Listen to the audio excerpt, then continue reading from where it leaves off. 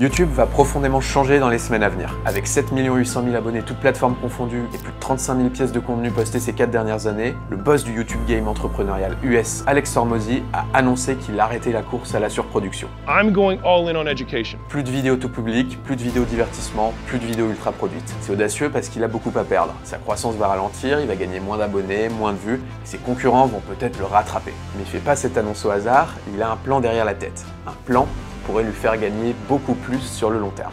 YouTube est en train de changer, alors dans cette vidéo, on va voir comment monter dans le train pour ne pas rester sur le quai. Pour ceux qui ne me connaissent pas, je m'appelle Baptiste et sur cette chaîne, on analyse les meilleures stratégies de contenu d'entrepreneurs sur YouTube. YouTube, c'est tout un univers où tout se mélange. Il y a des influenceurs, il y a des entrepreneurs, il y a plein de types de créateurs de contenu différents qui se regroupent sur la plateforme. Donc on peut être un peu perdu et si on n'est pas très clair sur nos objectifs, on peut se retrouver à copier un peu les uns les autres et au final investir beaucoup de temps et d'efforts sur des vidéos pour que ça serve à rien. Hormozi était en train de perdre de vue son objectif. So recently, a mutual friend came to the headquarters and he said, "Hey, I've been consuming your stuff for years, but recently I just haven't been watching as much." He said it just doesn't resonate as much. I was like, okay, got it. And it felt like a gut punch since he's literally the person I could help most. This is a business owner doing 10 million plus a year. And I was like, man, well that sucks. And that's when I realized that reading the comments actually led me a little bit astray. And so we realized that we were serving the wrong who.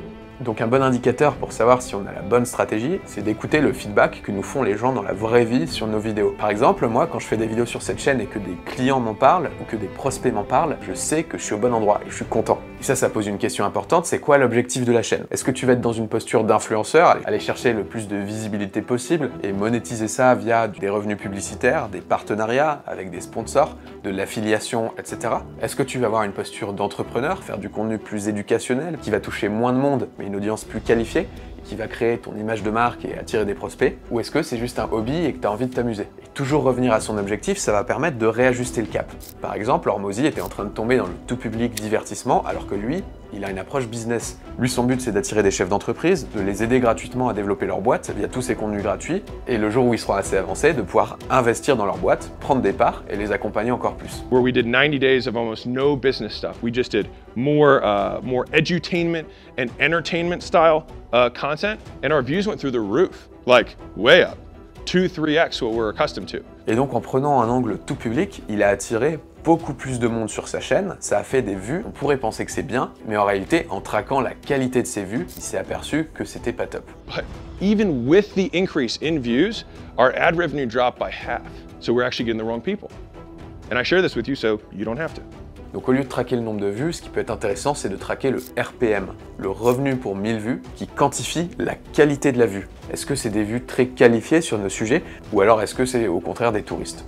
My team now has real-time access to this, so they can see every single piece of content and the ad revenue that it generates, and they can quickly generate baselines in their mind of what's good and what's bad on an objective metric that really is good and bad, rather than just like, hey, this video cranked. Yeah, but it didn't bring any of the right people. We got this thing that had 10 million views, okay, but it drove nothing. Versus we had this video that had 100,000 views, and it made more ad revenue than the one that had 10 million. And we saw the corresponding increase in the metrics that matter to us. Traquer le nombre de vues, c'est bien, mais ça nous dit rien sur la profondeur de chaque vue. Parce que faire beaucoup de vues, ça veut pas dire avoir une marque forte. Lui, c'est Caleb Ralston, le Head of Brand qui a d'abord travaillé avec Gary Vee et qui est maintenant le Head of Brand des Hormozi qui ont eux-mêmes plus de 8 millions d'abonnés, toutes plateformes confondues. So there's a lot of people right now that are making what I would call commodity videos. They're getting millions of views on YouTube and TikTok. Millions. Tons. They're not building a strong brand though, because the moment that the platform algo changes and no longer serves those clips, nobody's looking for their username. There's a difference between virality and a strong brand. And I think a lot of people right now are really hot on getting millions of views, but have they built that connection with their audience to where like their audience will search them out? Or is it just convenient because it's showing up in their feed?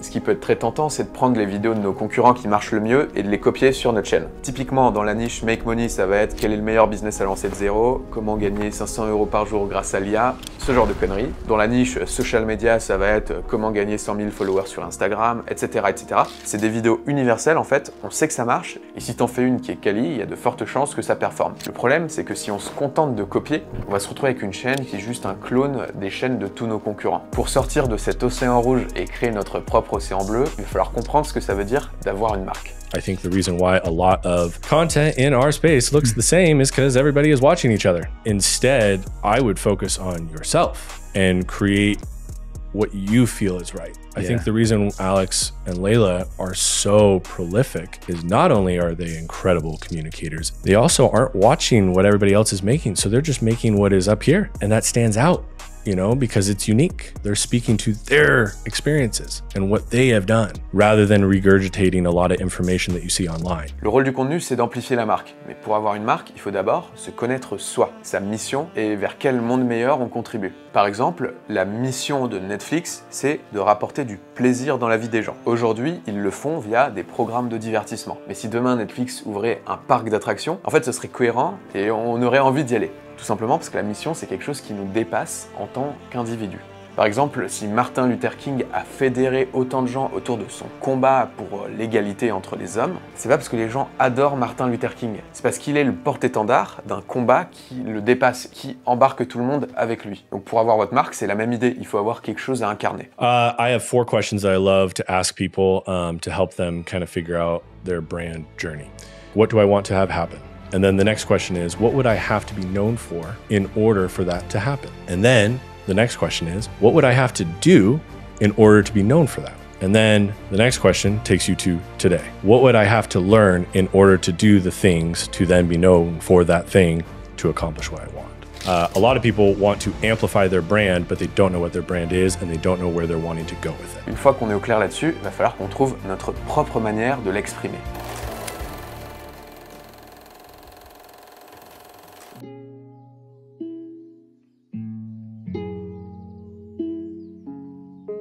Le contenu, c'est quelque chose qui est personnel. Si on veut vraiment que ça marche, on peut pas se contenter de copier-coller ce que font les autres. On va devoir trouver notre propre format qui capitalise sur notre unfair advantage. And so the requirement of the entrepreneur is to start doing something, see what works better, and then do as much of that as they possibly can for as long as they can until it slows down, and then figure out what the next thing to do is. And then do as much as they can at that. C'est un peu la notion de format star dont on avait déjà parlé dans une autre vidéo de la chaîne. Ça peut être des formats longs, des formats courts. Dans tous les cas, il va falloir qu'ils fassent rayonner notre message. Pendant longtemps, tout le monde a vu le contenu comme un entonnoir. Des formats courts qui font beaucoup de vues et qui attirent des gens sur la chaîne. Puis une petite partie de ces gens vont aller voir les formats longs, créer plus de liens. Et enfin, une petite partie de ces gens vont devenir clients. Ce qu'explique Hormozy, c'est qu'en fin de compte, on s'est peut-être trompé depuis le début. When we looked at the data, it looked more like this. Shorts viewers watch more shorts. And long viewers watch more longs. And so the point is that these are different audiences. And I will make a note here that this can change my platform. So I might be a long viewer on one platform and a shorts viewer on another. La réalité, c'est que sur une chaîne qui est vide, au début, ça va être très dur d'attirer l'attention avec que des contenus vraiment longs, éducationnels, etc. Ça va quand même être important au début de faire des contenus plutôt orientés visibilité pour attirer une première audience qui va créer un petit peu d'inertie et qui va un peu faire démarrer le feu pour qu'après, quand on mette nos vidéos plus longues éducationnelles, elles aient leur chance de marcher. Et ce qui marche de plus en plus sur YouTube, c'est le format long. MrBeast s'y met, Hormozy fait all-in dessus, et c'est pas un hasard. Bienvenue dans l'ère du contenu long. Il n'y a pas de contenu trop long, il n'y a que des contenus pas assez intéressants. C'est quelque chose que j'ai observé récemment sur la chaîne d'un client. À chaque fois qu'on poste un contenu long, systématiquement, ça va beaucoup mieux performer que le reste. D'ailleurs, que la vidéo soit bien produite ou non. Parce que sur YouTube, le watch time compte en absolu. Je pensais moi au début que c'était le pourcentage et j'ai fait des tests. Vraiment, ce qui compte, c'est le total de nombre d'heures de visionnage. Et c'est pour ça que du coup, le manifeste, c'est un truc de 1 heure. Donc ça a déjà plus de chances de fonctionner. Et après, vu que le sujet est pertinent, bah là, c'est jackpot, quoi. Donc il vaut mieux une vidéo d'1 heure regardée à 50%, qui fait donc 30 minutes de watch time, que une vidéo de 10 minutes regardée à 100%. Mais alors si on regarde des chaînes comme celle de Sam Ovens, Charlie Morgan ou mon client Jérémy, on peut se dire qu'il suffit de se filmer à la webcam, de parler 1 heure au pif et que ça va marcher, parce que c'est long. La réalité, c'est que c'est pas le cas. Déjà parce que toutes ces chaînes pour lesquelles ça marche avaient déjà une audience avant de le faire. Ensuite, parce que c'est systématiquement des entrepreneurs avancés, donc qui ont un niveau d'expertise pour lequel il y a assez peu de concurrence sur YouTube. Donc forcément, leur message, il se distingue de la foule, parce qu'ils ont des trucs intéressants à dire qu'on retrouve pas ailleurs. Souvent, ils ont aussi des pubs qui tournent sur leur chaîne et qui ramènent plein d'abonnés. Et enfin, souvent, c'est des gens qui de base sont dans le domaine du marketing et qui savent comment structurer leur discours pour garder l'attention. Voilà comment vous pouvez le faire aussi.